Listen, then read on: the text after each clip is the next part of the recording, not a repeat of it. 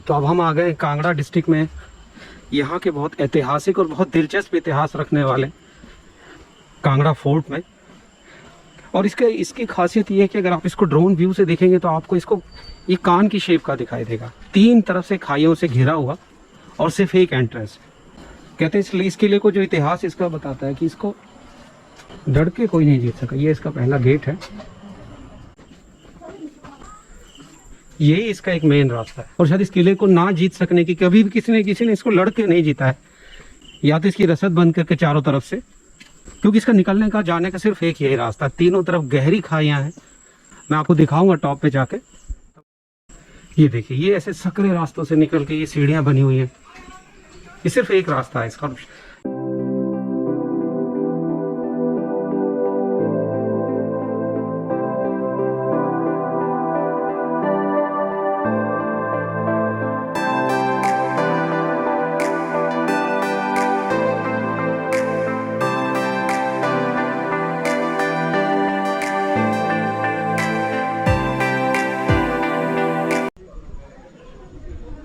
अभी हम किले के बीच में एक स्टॉप ओवर है, बीच में बारादरी है। तो ये उस टाइम पे ये लगभग 4 से 5 मंजिल था ऊंचा, और 1905 में काफ़ी बड़ा अर्थक्वेक आया था जिसने इस किले को बहुत नुकसान पहुंचाया, क्योंकि 3500 साल पहले बना हुआ था ये किला। क्योंकि इसका एक बहुत ऐतिहासिक महत्व है। कहते हैं नॉर्दर्न इंडिया का या हिमालय रेंज का सबसे बड़ा किला हुआ करता था उस ज़माने में, और इतने चैलेंजेस के बाद इस किले को बनाया गया था। ये कटोच राजा, उनकी फैमिली ने इसका बनवाया था।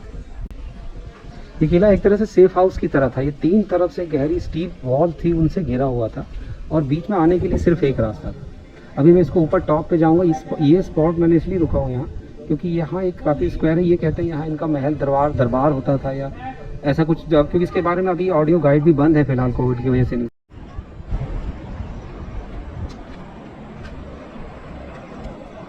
तो हम किले के साइड की वॉल पे, यहाँ पे देखिए नीचे से आने का रास्ता जहाँ से हम आए थे, अभी हम साइड की वॉल पे चल रहे हैं।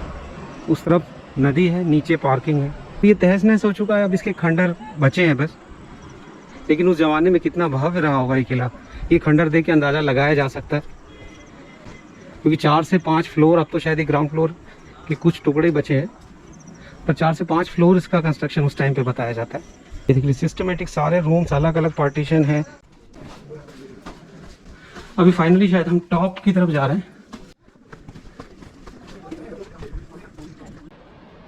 तो फाइनली हम इस किले के टॉप पे आ चुके हैं।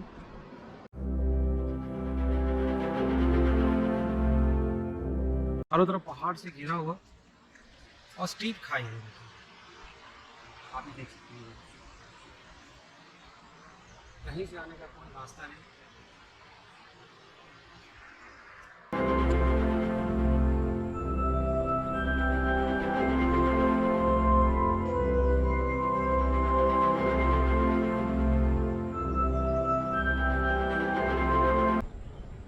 ये देखिए पहाड़ों के साथ साथ जाती हुई एक सड़क।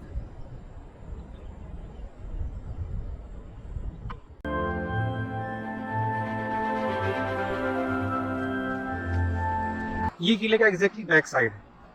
पहले मैंने आपको लेफ्ट दिखाया था, फिर राइट की तरफ जो ये आपको ये ऊपर एक टेंपल दिखाई दे रहा होगा, ये राइट की तरफ है, और ये बैक साइड। अब आप अंदाज़ा लगा सकते हैं, कोई रास्ता नहीं दूर दूर तक कहीं से आने का।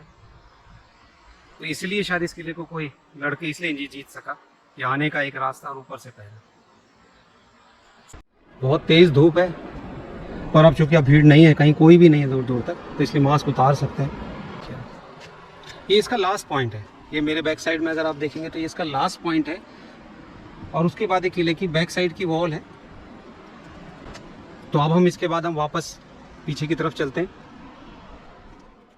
स्ट्रेटेजिकली इसकी बहुत इंपॉर्टेंस थी और शायद इस वजह से इस किले को कटोच फैमिली से रंजीत सिंह जीता। रंजीत सिंह के बाद अंग्रेज़ों के साथ समझौते के बाद ये किला अंग्रेज़ों के हिस्से आया। ये देखिए अभी हम किले के बिल्कुल टॉप पोर्शन पे सामने आप जहाँ से हम आए थे वो आपको ग्राउंड दिख रहा होगा, वो पार्किंग उसके ठीक नीचे पार्किंग है।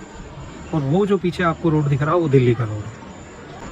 अगर आप धर्मशाला से दिल्ली जाते हैं तो कांगड़ा से इसी रोड से आपको जाना पड़ेगा।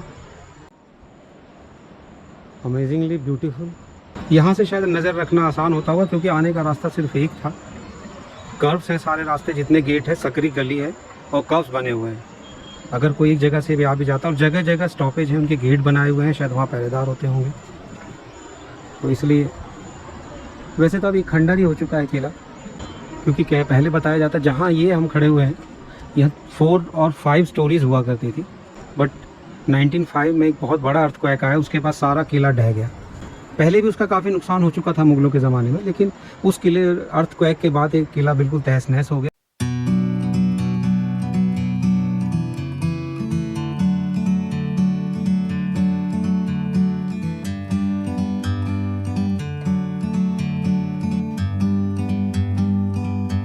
Like a bird on a tree,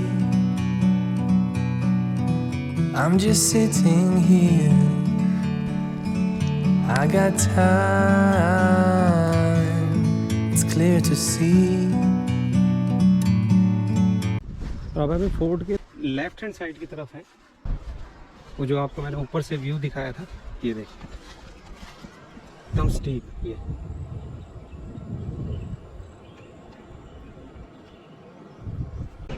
ये वो व्यू है जो मैंने आपको नीचे से दिखाया था, जिसको बारादरी या एक दरबार या हॉल की तरह इस्तेमाल किया जाता था। शायद या तो वहीं से 5 फ्लोर स्टार्ट होते होंगे या ऊपर से होते होंगे, या फिर नीचे से लेके ऊपर तक बराबर कुछ नहीं, अंदाज़ा लगाया जा सकता है। ये मेरे ठीक नीचे रास्ता है जहाँ से हम चढ़ कर आए थे। ये देखिए आप, यहाँ से आगे बढ़ते हुए सारा ये दूर दूर तक ये मंदिरों के अवशेष। ये किले में बना हुआ एक छोटा सा मंदिर।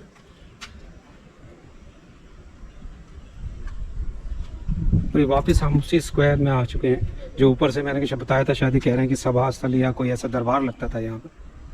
ये देखिए अब जैसे कि कोविड की वजह से जिस तरह से हर चीज़ में हर इफेक्ट आया है बिजनेस में, तो सेम यही टूरिज्म पे यहाँ भी अब लोग कम आ रहे हैं। पहले काफ़ी लोग आते थे, बता रहे हैं, और इसी वजह से शायद आपको यहाँ गाइड है नहीं।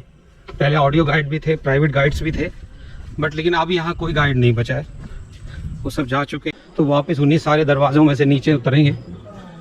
तो जिस तरह दरवाज़ों के नाम है तो ऐसा लग रहा है कोई रॉयल फीलिंग आती है, आमेरी दरवाज़ा या कोई दूसरा दरवाज़ा। देखिए अब इतने तंग रास्तों में, और वो भी स्टीप खाई है, नीचे कर्व्स हैं, और शायद ये इनकी चेक पोस्ट हुआ करती थी, तो इस पे से आना नेक्स्ट टू इम्पॉसिबल ही था। ये किले प्रेमिसेस में आप ये देख रहे होंगे बहुत ब्यूटीफुली मेंटेन किया हुआ गार्डन भी है, और आगे यहाँ एक म्यूज़ियम है। तो चलिए हम देखते हैं म्यूज़ियम को।